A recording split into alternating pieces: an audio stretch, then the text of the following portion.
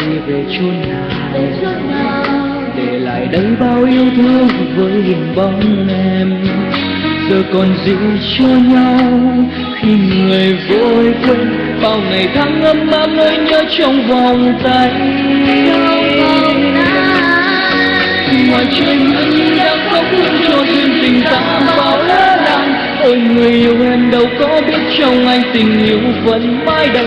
Chỉ mình anh buồn với tháng năm kỷ niệm, mong một ngày người về lại chốn yêu